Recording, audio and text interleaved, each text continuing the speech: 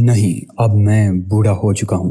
اوشان نے ٹائیگر کے سینے پر نظریں گاڑتے ہوئے کہا، آپ کی عمر 50 سال سے زیادہ نہیں۔ میں نے اپنا سب کچھ منتقل کر دیا ہے۔ اب میرے پاس کسی کو تربیت دینے کے لیے کچھ بھی نہیں، اوشان نے جواب دیا، اور ٹائیگر نے نہ جانے کس احساس سے گھبرا کر اس چولہے کے شعلے کو دیکھنا شروع کر دیا جس کے اوپر پتیلے میں بطخ پک رہی تھی۔ وہ لنچ کے بعد عملاً چارہ گر اور پیشہ ور قاتل کی حیثیت سے کنارہ کشی کرنے والا تھا۔ اس کے لیے چاول پک چکے تھے۔ اس نے اوشان کو یہ سچی بتا دیا تھا کہ وہ یہاں سے جا رہا ہے، اور یہ کہ اس نے طیارے میں بکنگ بھی کرا لی ہے، لیکن اس نے ابھی تک یہ نہیں بتایا تھا کہ وہ ایک نہیں بلکہ 2 ٹکٹ لے کر آیا ہے۔ کیا میں آپ کے چاولوں میں جنسنگ ڈال دوں؟ ٹائیگر نے خفیف سے انداز میں مسکراتے ہوئے پوچھا۔ نہیں، جنسنگ ان دلوں کے لیے ہوتی ہے جو ساز کی طرح شکستہ نہ ہو، ان دلوں کے لیے ہوتی ہے جن کو روندا نہ گیا ہو۔ کیا واقعی نہ ڈالوں؟ تھوڑی سی ڈال دو، اوشان نے خشک لہجے میں جواب دیا۔ ڈال دو تاکہ میں یہ محسوس کر سکوں کہ اچھے دن واقعی گزر گئے۔ یہ کہہ کر اس نے ٹائیگر کی طرف دیکھا جو پانی میں ابلتے ہوئے چاولوں میں جنسنگ نامی جڑیں ڈال رہا تھا۔ آج کھانا بھی مزے کا نہیں، اوشان نے چاول کا پہلا لقمہ منہ میں رکھتے ہی کہا، لیکن دنیا میں اس کھانے سے بھی بدتر چیزیں موجود ہیں۔ مثال کے طور پر، ٹائیگر نے چاول چباتے ہوئے پوچھا، بے وفائی، غداری اور اعتماد کو ٹھیس پہنچانا۔ یہ بات سچ کہی آپ نے۔ ٹائیگر مسلسل چاول چباتا رہا، اور بے مروتی، تم انتہائی بے مروت انسان ہو۔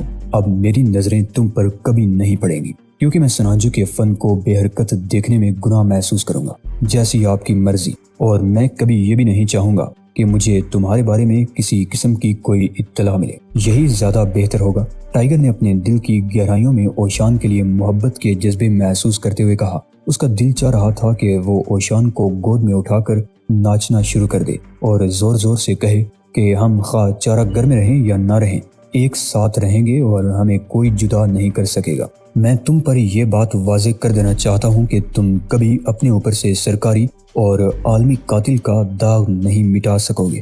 جہاں جاؤ گے یہ خطاب بھی تمہارے ساتھ ساتھ چلے گا۔ اس کا مجھے اچھی طرح علم ہے۔ لوگ ہمیں قاتل کہتے ہیں، حالانکہ وہ جانتے ہی نہیں کہ ہم نے انسانیت کے لیے کیا کچھ کیا ہے۔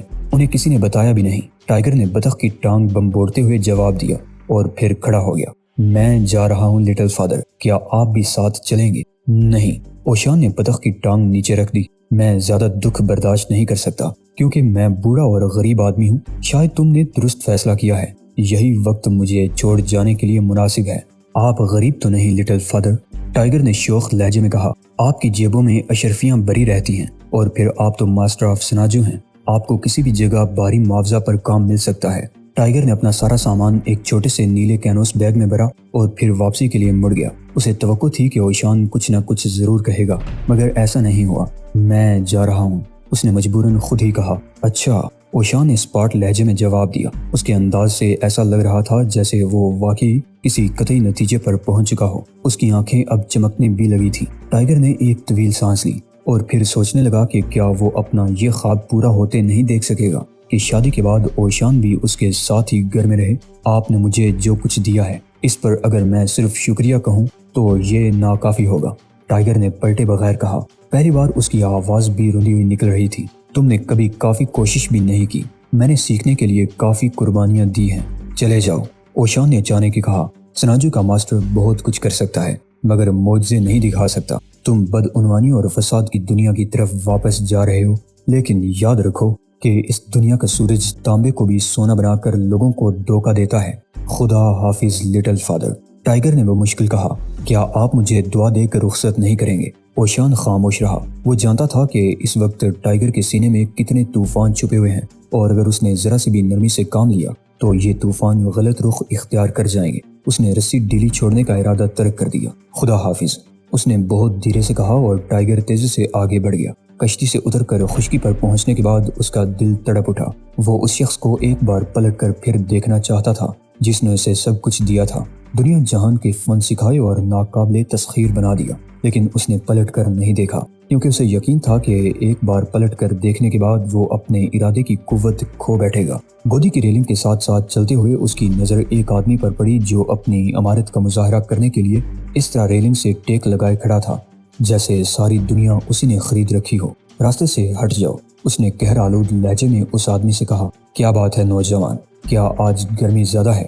اس شخص نے ایک طرف ہٹتے ہوئے کہا، اور ٹائیگر جس کی آنکھوں میں آنسو تھے بیگ ہلاتا ہوا تیزی سے سیرینا آفس میں داخل ہو گیا تاکہ ٹیلی فون کے ذریعے ٹیکسی منگوا کر ایئرپورٹ جا سکے۔ ایک لڑکی جو آپریٹر تھی اپنی کسی سہیلی کو فون پر گزری ہوئی شام کا قصہ سنا رہی تھی۔ ٹائیگر نے اسے کچھ کہا تو وہ جہنم میں جاؤ کہہ کر پھر باتیں کرنے لگی، لیکن پھر اسے اچھلنا پڑ گیا کیونکہ ٹائیگر نے اس کے ہاتھ سے ریسیور چھین لیا تھا اور اب ریسیور پلاسٹک کے مڑے توڑے ٹکڑوں کی شکل میں لڑکی کی گود میں گر رہا تھا۔ وہ خوفزدہ انداز میں اس ریسیور کی طرف دیکھنے لگی جو اب ریسیور نہیں رہا تھا۔ اس شخص نے ریسیور کو اس طرح مسل دیا تھا جیسے وہ کوئی خستہ بسکٹ ہو۔ وہ کچھ نہ کہہ سکی اور اس وجیہہ نوجوان کو حسرت بھری نگاہوں سے دیکھتی رہی جس کو ٹیکسی کا انتظار تھا۔ لڑکی نے اپنی گود سے پلاسٹک کے ٹکڑے ہٹانے کی کوشش نہیں کی۔ نوجوان کی طرح وہ بھی کھڑکی سے باہر سیرینا اسٹریٹ کی طرف دیکھنے لگی جہاں ریلنگ کے ساتھ اب کئی لوگ جمع تھے اور ایک امیر آدمی اپنا گال پکڑے کھڑا تھا۔ پھر لڑکی کی نظریں ایک دبلے پتلے کوریائی بوڑھے پر پڑی جو نیلی عبا میں تھا اور جس کی ٹھوڑی پر چند بال لہرا رہے تھے۔ یہ بوڑھا ادھر ادھر نہ گیا۔ لڑکی اس کی طرف دیکھتی رہی اور پھر بوڑھا ہجوم کے درمیان سے اس طرح گزرا جیسے وہاں کسی کا وجود ہی نہ ہو۔ لڑکی صرف یہ دیکھ سکی کہ چند افراد جنہوں نے بوڑھے سے کچھ کہا تھا ادھر ادھر کرا رہے ہیں، اور پھر اچانک ہی اس پراسرار بوڑھے کو لڑکی نے سیرینا آفس کی سمت میں آتے دیکھا تو وہ خوف زدہ ہو گئی۔ اس نے گھبرا کر نوجوان کی طرف دیکھا اور پھر مسکرانے پر مجبور ہو گئی کیونکہ نوجوان بھی مسکرا رہا تھا۔ ہاں، اوشان کو اپنی طرف آتے دیکھ کر ٹائیگر نے ایک طویل سانس لی اور اس کی روح پر چھایا ہوا وہ غبار اچانک ہی ہٹ گیا جس نے اسے بے حال کر رکھا تھا۔ لٹل فادر، اس نے آفس میں اوشان کے داخل ہوتے ہی نعرہ لگایا، آپ میرے ساتھ چل رہے ہیں؟ یہ میری زندگی کا سب سے حسین ترین دن ہے اور یہ میری زندگی کا تاریک ترین دن ہے، اوشان نے برہم لہجے میں کہا۔ ویسے ٹائیگر کے چہرے پر سرخی آتے دیکھ کر اس کا خون بھی جوش مارنے لگا تھا۔ میں صرف اس وجہ سے تمہارے ساتھ چل رہا ہوں کہ میں ماسٹر آف سناجو کے تحفے کو ضائع نہیں کرنا چاہتا۔ میں تمہارے گناہوں کا بوجھ خود اٹھانے کے لیے مجبور ہوں۔ اوشان نے اپنی لمبی انگلیاں لبادے میں چھپا لیں۔ ہم آپ کے صندوق بعد میں منگوا لیں گے، ٹائیگر نے بچوں کی طرح خوش ہو کر کہا۔ صندوق وہ تمہارا مسئلہ نہیں، اوشان نے جواب دیا، میں انہیں بھی اٹھا کر لے آتا ہوں۔ ٹائیگر نے آگے بڑھتے ہوئے کہا، نہیں، میں اتنے سے کام کے لیے تم جیسے خود غرض آدمی کو زحمت نہیں دے سکتا، بس چلو، مگر میں آپ کے صندوق لیے بغیر نہیں جاؤں گا۔ وہ، اوشان نے قدرے تامل سے کہا، وہ تو میں پہلے ہی ایک پک اپ پوائنٹ کے لیے روانہ کر چکا ہوں۔ یہ کہہ کر اس نے ٹائیگر کی طرف دیکھا اور پھر بطخ کی طرح کہہ کر کے ہنسنے لگا۔ لڑکی بھی ہذیانی انداز میں ہنسنے لگی۔ اوشان کو اس بات پر ہنسی آ رہی تھی کہ وہ ٹائیگر کے ساتھ جانے کے لیے کئی روز قبل منصوبہ بندی کر چکا تھا اور آج ٹائیگر کو بچے کی طرح ضد کرتے، ناراض اور خوفزدہ ہوتے دیکھنے کی اس کی آرزو بھی پوری ہو گئی تھی۔ ٹائیگر نے اشتہاری فرم میں ملازمت حاصل کر لی تھی اور اشتہاری کمپنی نے ایک جمنازیم کا اشتہار تیار کیا تھا جس میں ٹائیگر کے صرف ہاتھ دکھائے گئے تھے۔ اوشان کو اس پر بہت اعتراض تھا۔ اس کا کہنا تھا کہ کمپنی کو پورا جسم دکھانا چاہیے تھا تاکہ دنیا بھی جمناسٹر کو دیکھ سکے، لیکن کمپنی والوں کا کہنا یہ تھا کہ وہ صرف یہ دکھانا چاہتے ہیں کہ نرم و ملائم ہاتھ کتنی مہارت سے ایوانے بار اور پیرل بار پر حرکت کر سکتے ہیں۔ یہ اسی کے ہاتھ ہیں۔ روبی ٹی وی دیکھتے دیکھتے اچانک اچھل پڑی۔ اسے اپنے بھائی کو تلاش کرنے میں مکمل ناکامی ہوئی تھی اور اب وہ ٹائیگر اور اوشان کی تلاش میں تھی، مگر اسے اس میں بھی ناکامی ہوئی تھی۔ کیا ہوا؟ ایک ملازم نے اسے اچھلتے دیکھ کر حیرت سے پوچھا۔ بکواس مت کرو، کام سے کام رکھو احمق۔ وہ بڑے جوش کے عالم میں کھڑی ہو گئی۔ اسے یقین تھا کہ ٹائیگر اور اوشان دونوں اس کے بھائی کو ڈھونڈ نکالیں گے۔ اسے اندازہ تھا کہ واقعہ میں ان دونوں نے جس جرأت اور حیرت انگیز کرتبوں کا مظاہرہ کیا تھا وہ ان کی اصل صلاحیتوں کی محض جھلک تھی۔ وہ ڈرتی ہوئی رہائشی عمارت میں آئی۔ ماما، ہم اب اسحاق کو بچا لیں گے۔ اس کی بوڑھی ماں آرام کرسی میں نیم دراز تھی۔ کون بچائے گا اسے؟ ماں نے برہم لہجے میں پوچھا۔ جو کاہل الوجود اور ناکارہ آدمی خود کو نہ بچا سکے اس کو بھلا کون بچائے گا؟ وہ اس کو بچا لیں گے ماما۔ روبی کے چہرے پر مسرتوں کے رنگ نظر آ رہے تھے اور اس کی آنکھوں میں ٹائیگر کا سراپا گھوم رہا تھا۔ بیٹی، اس مردود کو وہیں رہنے دو جہاں وہ ہے، بوڑھی عورت نے بڑے دکھ سے کہا۔ اس نے تجھے اور مجھے کتنے دکھ دیے ہیں، تو اسے کیوں بچانا چاہتی ہے؟ اس لیے کہ وہ میرا بھائی ہے اور آپ کا لخت جگر۔ ہاں، بوڑھی ماں نے ایک طویل سانس لی۔ مجھے ہمیشہ ندامت رہے گی کہ اس نے میری کوکھ سے جنم لیا ہے، لیکن بیٹی ممکن ہے ہسپتال میں بچے بدل گئے ہوں، لیکن ایسا تو تب ہوتا جب وہ ہسپتال میں پیدا ہوا ہوتا، وہ تو گھر میں ہی پیدا ہوا تھا۔ اف، روبی نے ماتھے پر ہاتھ مارا۔ میں اپنے بھائی کو زندہ و سلامت واپس لائے بغیر چین سے نہیں بیٹھوں گی۔ اس کی واپسی ایک معجزہ ہوگی۔ اور یہ معجزہ صرف 2 افراد کر سکتے ہیں، ان میں سے ایک کے ہاتھ میں نے آج ہی ٹی وی پر دیکھے ہیں۔ یہ کہہ کر وہ بڑے عزم کے ساتھ گھر سے نکل کر کار کی طرف بڑھ گئی۔ اگر کوئی اور ہوتا تو وہ ان ہاتھوں والے کی تلاش میں اب تک مایوس ہو چکا ہوتا، مگر وہ روبی تھی۔ جب اس نے اشتہاری کمپنی کا پتہ تلاش کر لیا تو وہ بے دھڑک جنرل مینیجر کے کمرے میں گھس گئی۔ اس نے دو ٹوک انداز میں اپنا مدعا بیان کر ڈالا۔ وہ ہاتھ، جنرل مینیجر نے کہا مار کر کہا، وہ تو کسی عام سے ایکٹر کے تھے مادام، بکواس مت کرو۔ روبی جلا کر بولی، میری وگ فیکٹری کی اشتہاری مہم بھی تمہارے پاس ہے، اگر مجھے ان ہاتھوں والے کا پتہ نہ ملا تو میں… 1 منٹ ٹھہرو مادام۔ جنرل مینیجر گھبرا کر کھڑا ہو گیا، کیونکہ وگ فیکٹری کی اشتہاری مہم پر ہی اس کے آمدنی کا دار و مدار تھا۔ وہ ہاتھ دراصل ایک ٹیلنٹ کمپنی نے فراہم کیے تھے۔ اس کمپنی سے رابطہ کس ذریعے سے ہوا تھا؟ بے نظیر سٹی کے ایک ایجنٹ نے۔ پھر جنرل مینیجر نے اس ایجنٹ کا پتہ بتانے میں بھی دیر نہ لگائی۔ ایجنٹ اتنا خوبصورت نکلا کہ روبی کو اسٹرلے ٹپل کی یاد آ گئی، مگر اس وقت اس کے پاس زیادہ مہلت نہیں تھی، لہٰذا وہ فوراً مدعا بیان کر گئی۔ بات یہ ہے کہ یہ ہاتھ ہم سے خود رابطہ قائم کرتے ہیں۔ ویسے ان ہاتھوں سے رابطہ کے لیے آپ سینٹرل پارک ہوٹل چلی جائیں، ان کا آخری فون وہیں سے آیا تھا۔ دونوں اسی ہوٹل میں مقیم تھے۔ ایک بڑے نوٹ کی جھلک دیکھ کر روم سروس کے کلرک نے تصدیق کر دی تھی کہ ایک خوبصورت نوجوان اور ایک بوڑھا کس کمرے میں مقیم ہے۔ اس کمرے کے قریب پہنچتے ہی روبی خود کو کمزور محسوس کرنے لگی۔ اسے جزیرہ باقیہ اچانک یاد آ گیا، جہاں اوشان اور ٹائیگر نے اس کی آنکھوں کے سامنے پلک جھپکتے میں دشمنوں کا صفایا کر دیا تھا۔ پھر اسے اپنے وہ خواب بھی یاد آنے لگے جو وہ باقیہ سے واپسی پر اب تک دیکھتی رہی تھی، اور ان خوابوں میں اسے صرف ایک شخص نظر آتا تھا جسے وہ کئی بار دہقانی کہہ چکی تھی۔ اس نے پل بھر میں اپنے دل کی تیز دھڑکنوں پر قابو پا کر دروازے پر دستک دی۔ کون ہے؟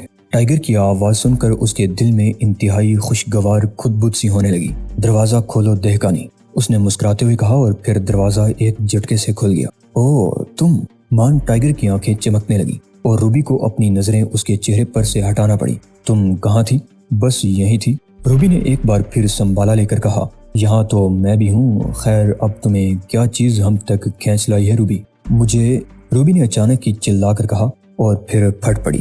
کیا تمہیں یاد نہیں کہ میں نے باقیہ میں تمہاری جان بچائی تھی؟ اس کے بعد تم دونوں اچانک ہی غائب ہو گئے، تم نے میرا شکریہ تک ادا نہیں کیا اور… بس! ٹائیگر نے گھبرا کر دونوں کانوں پر ہاتھ رکھ لیے۔ تم وہی روبی ہو، تم تو ذرا بھی نہیں بدلی۔ کمرے میں اوشان بھی دروازے کی طرف دیکھ رہا تھا، اور اسے ٹائیگر کے اس تجزیے سے اتفاق نہ تھا کہ روبی میں کوئی تبدیلی نہیں آئی ہے۔ وہ تو روبی کی آنکھوں میں ایک ایسی چمک دیکھ رہا تھا جو صرف اور صرف ان لڑکیوں میں نظر آتی ہے جو دل ہار بیٹھی ہوں۔ وہ سمجھ گیا تھا کہ اس وقت روبی کا دل میٹھے نغمے الاپ رہا ہے، جبکہ زبان سے درست لفظ نکل رہے ہیں۔ اندر آ جاؤ، اوشان نے ان دونوں سے کہا، اور جب وہ دونوں شانہ بشانہ کمرے میں داخل ہوئے تو اچانک ہی اوشان کے ذہن میں ایک اچھوتے خیال نے جنم لیا۔ کیا یہ دونوں مجھے فن سناجو منتقل کرنے کے لیے ایک بچہ دے سکتے ہیں؟ ہیلو اوشان، روبی نے آہستہ سے مسکرا کر کہا، میرا خیال ہے تم دونوں ایک دوسرے سے محبت کرنے لگے ہو۔ اوشان نے روبی اور ٹائیگر کی طرف دیکھ کر کہا، لیکن جواب میں ٹائیگر برا سا منہ بنا کر رہ گیا اور روبی بھی ہونٹ دبا کر خاموش رہ گئی۔ اسحاق اپنی پیشانی سے پسینہ پونچھے جا رہا تھا۔ وہ آج صبح سویرے سے اسمبلی لائن پر موجود تھا اور ابھی اسے مزید 100 جوتے ڈبوں میں پیک کرنے تھے۔ اسمبلی لائن کی رفتار اسحاق کے کام کی رفتار سے بہت سست تھی اور وہ بار بار جھنجھلا رہا تھا۔ ذرا تیزی سے جوتے بھیجو، بکواس مت کرو، ایک سرد آواز نے اسے ڈانٹ پلائی، اور اسحاق نے سر جھکا لیا۔ تاہم وہ دل ہی دل میں دعا کرتا رہا کہ اسمبلی لائن کی رفتار تیز ہو جائے اور وہ جلد از جلد مزید 100 جوڑے جوتے پیک کر کے آرام کے لیے واپس جا سکے۔ اسحاق کو اغوا ہوئے صرف 1 ہفتہ ہوا تھا، لیکن اب اسے اپنے اغوا کی تفصیلات یاد نہیں رہی تھی۔ اب تو صرف یہ یاد تھا کہ اسے دن بھر ڈبوں میں جوتے پیک کرنے ہیں۔ اچانک ہی اس کا ہاتھ اسمبلی لائن کی کسی کیل سے ٹکرایا اور اس سے خون بہنے لگا، مگر اسحاق نے فوراً زخم پر ہاتھ رکھ لیا تاکہ خون کی بوندیں ڈبوں یا جوتوں پر نہ پڑیں، کیونکہ اسے علم تھا کہ اگر سپروائزر نے یہ بوندیں دیکھ لیں تو وہ مزید 50 جوڑے جوتے پیک کرنے کی سزا دے گا۔ یہ بات بڑی عجیب تھی کہ قائل الوجود اسحاق کو اتنی سخت محنت پر کوئی اعتراض نہ تھا۔ اعتراض تو اسے اس وقت بھی نہیں ہوا تھا جب انہوں نے اسے انجیکشن لگا کر بے ہوش کیا تھا اور اس کے ہاتھ پیر باندھ دیے گئے تھے۔ پھر جب اس کی آنکھ کھلی تھی تو پہلے اسے یہ احساس ہوا تھا کہ اس کی بصارت جا چکی ہے، لیکن پھر اس نے ایک سفید طیارہ اڑتے ہوئے دیکھا تھا، اور اس کے بعد اسے اپنی جیسے اور بھی کئی لوگ لیٹے ہوئے نظر آ گئے تھے۔ اسے پیاس لگ رہی تھی، بائیں بازو میں شدید درد ہو رہا تھا۔ پھر جب اسے ہوا لگی اور اس کے اوسان بحال ہوئے تو اس نے دیکھا کہ وہ ایک بس میں سفر کر رہا ہے۔ کچھ ہی دیر بعد بس اچانک رک گئی اور اسے پکڑ کر اتار لیا گیا۔ یہ بالکل ٹھیک ٹھاک ہے، کسی نے اس طرح کہا جیسے بکرے کو ذبح کرنے سے قبل کہا جاتا ہے۔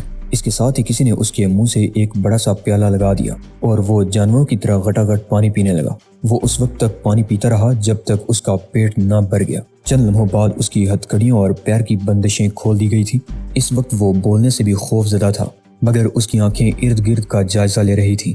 اس کے کئی جاننے والے وہاں نظر آ رہے تھے اور ابھی کئی آدمیوں کی ہتھکڑیاں کھولی جا رہی تھیں۔ تبھی اسے اندازہ ہوا تھا کہ اسے قریب کھڑی ہوئی ایک بس کے خفیہ خانے سے نکالا گیا تھا جو تب کھلا ہوا تھا۔ بصارت کی مکمل واپسی کے بعد اسحاق نے دیکھا کہ وہ کوسٹ لائن پر ہے، جس کے سامنے ایک قدیم عمارت ہے اور پیچھے کھلا سمندر جس میں ایک چھوٹی سی گودی کے ساتھ ایک کشتی لنگر انداز تھی۔ ان سے کئی قدم دور سفید فام افراد ہاتھوں میں کوڑے اور سب مشین گنیں لیے ہوئے کھڑے تھے۔ انہوں نے سفید ہیٹ اور سفید سوٹ پہن رکھے تھے۔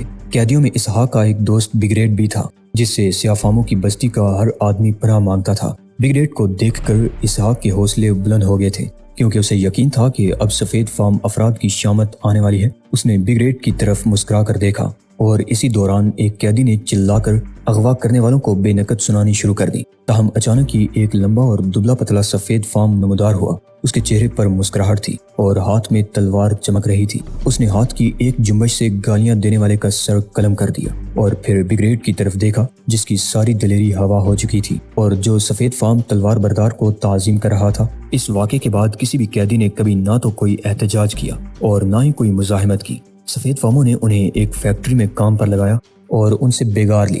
تب بھی قیدی مہر بد لب رہے اور ایک روز جب انہیں کھانے میں پہلی بار بوٹیاں ملی تو وہ خوشی سے دیوانے ہو گئے۔ ان تمام باتوں کی اطلاع ایک پمفلٹ کی شکل میں ان 8 افراد کو ملی جو دنیا کی طاقتور ترین صنعتی برادری میں سر فہرست تھے، اور پھر قومی دیہی ترقیاتی تحریک کے قومی انتظامی سربراہ پارکر نے انہیں مغربی ساحل پر مدعو کیا۔ دیہی ترقیات کی قومی تحریک کا مقصد غربت، جہالت، بھوک اور نسل پرستی کا خاتمہ تھا۔ تاہم پارکر کے اجداد ہی نے ایک مرتبہ اپنی فیکٹری میں ہڑتال کرنے والے مزدوروں پر مشین گن سے گولیاں چلائی تھیں۔ پارکر نہ صرف جنوبی افریقہ کی نسل پرستانہ پالیسیوں کے خلاف کڑے بیانات دیا کرتا تھا، بلکہ ان ٹی وی پروگراموں کے خلاف بھی مہم چلایا کرتا تھا جن میں نسل پرستانہ عنصر شامل ہوتا تھا۔ مغربی ساحل پر پارکر نے جو کانفرنس طلب کی تھی وہ تاریخی نوعیت کی تھی، لہٰذا اس نے ان 8 افراد کو ذاتی طور پر فون کر کے کانفرنس میں آنے کی دعوت دی۔ 8 افراد بہت مصروف تھے، تاہم 7 قدرے ہچر مچر کے بعد تیار ہو گئے، جبکہ 8ویں نے یہ کہہ کر معذرت کی کہ اسے کل صدر مملکت سے ملنا ہے۔